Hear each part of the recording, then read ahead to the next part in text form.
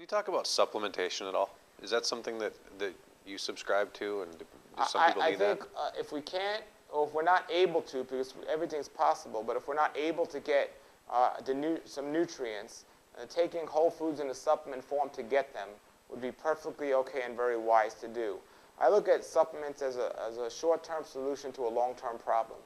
We need to find out why we're not getting the nutrients. Is our body just not assimilating them? Are they not in the food we're eating? Are we not picking a good enough variety of food? And we need to do something about that. But in that process, while we're waiting, taking supplements can help keep us from a deficiency or something like this.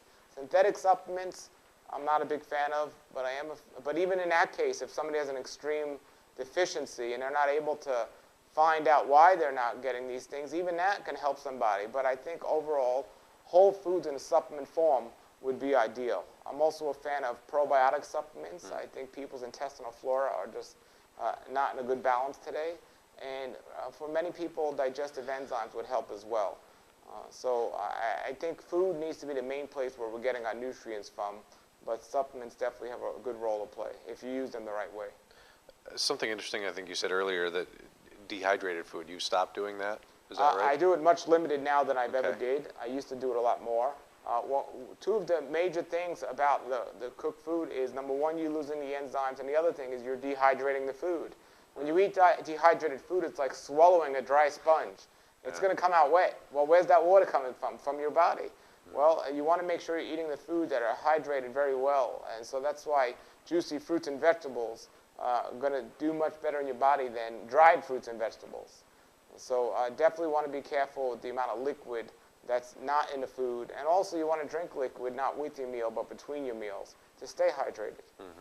What about fermented foods? What are the benefits in those, and what do you think Now about there are those? different types of fermented foods, and there's traditional fermented foods that have a good amount of probiotics and are very healthy.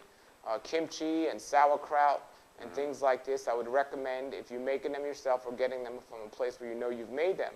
But if you're getting them from the local supermarket, they're probably not good.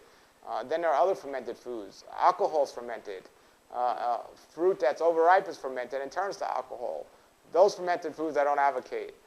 There are some fermented drinks on the market right now I might not advocate, but I definitely would advocate kimchi and sauerkraut, wonderful and fermented vegetables and so on. Paul, if someone wants more information about, a raw food diet or other similar things, where can they go?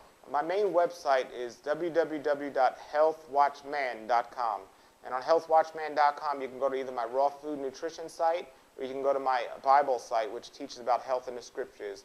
You can get to all of that from healthwatchman.com.